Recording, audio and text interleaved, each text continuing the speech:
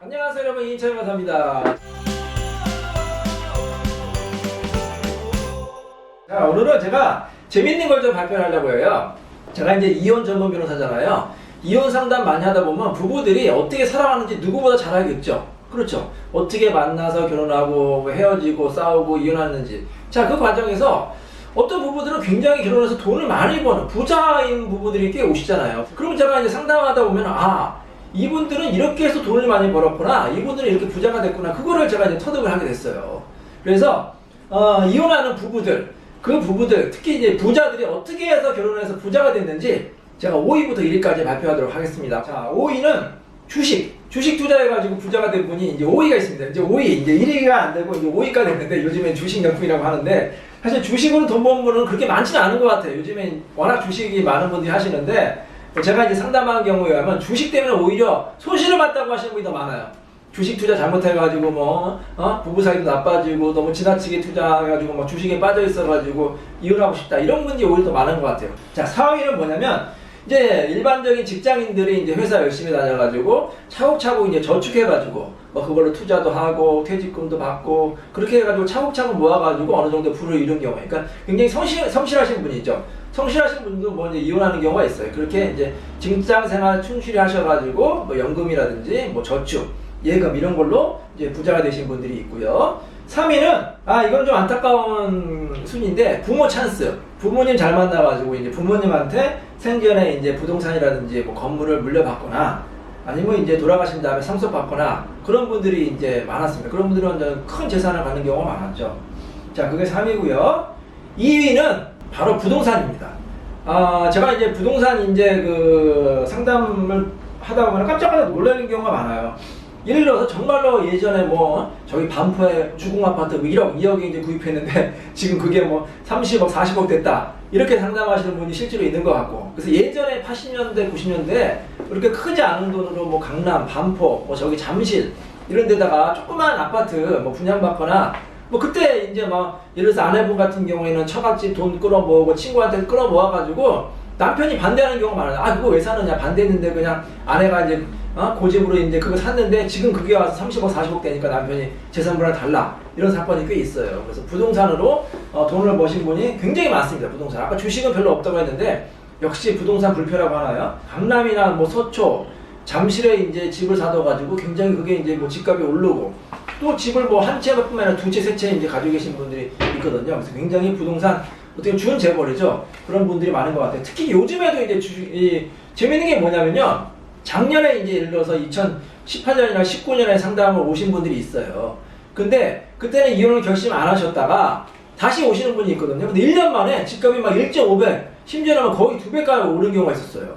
신도시라든지 요즘에 집값이 너무 올랐잖아요. 그래서 예전에 예를 들어서 신도시에 집을 5억에 분양을 받았는데 지금 얼마입니까? 거의 8억, 9억입니다. 이렇게 되는 경우가 있거든요.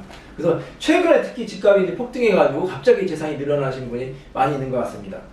대망의 1위는 뭘까요?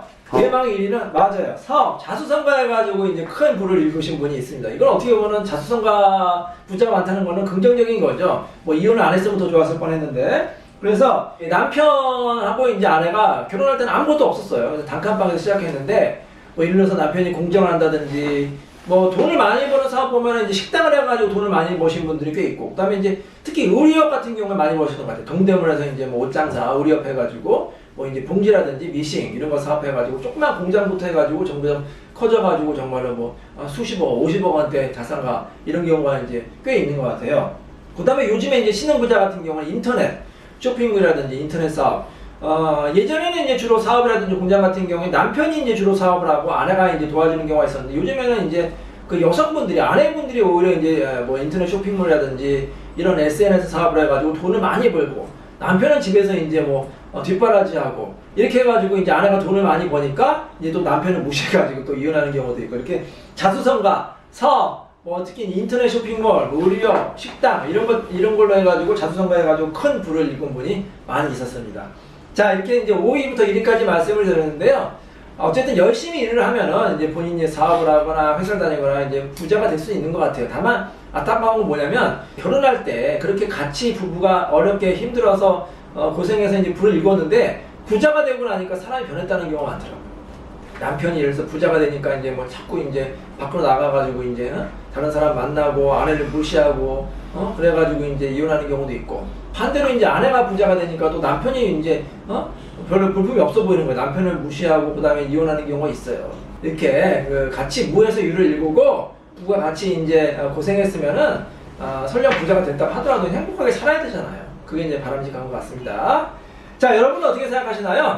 여러분 혹시 부자가 되고 싶으신가요? 제가 5가지 방법 알려드렸으니까 이 5가지 방법 중에서 뭐 부모가 뭐 재력이 많지 않으면 4가지 방법이 되겠네요. 주식이라든지 아니면 열심히 회사 다녀가지고 그걸 모은다든지 부동산 투자를 한다든지 아니면은 본인이 사업이라든지 어떤 자영업을 해가지고 열심히 일을 해가지고 부자가 되는 방법이 있으니까 참고하시기 바라고, 꼭 기억하실 거는 부부가 같이 고생해서 부자가 됐을 경우에는 가급적이면 이혼하지 않고 행복하게 잘 사는 게 중요하고요. 만약에 부득이하게 이혼하게 된다, 그럴 경우에는 이 기여도를 잘 주장하셔야 돼요.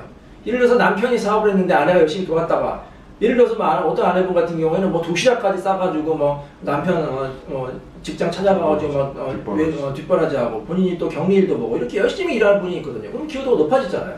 사실 그런 분들은 제가 보기에는 기여도 50% 이상 받는다고 봐요. 왜냐하면 남편 사업도 도와주고 집안일도 하고 애까지 키웠잖아요. 그래서 뭐 심지어는 60% 70%가 돼야 된다는 게 제 생각인데, 아직까지 우리 법원의 실무에서는 이 50%도 인정 안 해주는 경우가 많더라고요.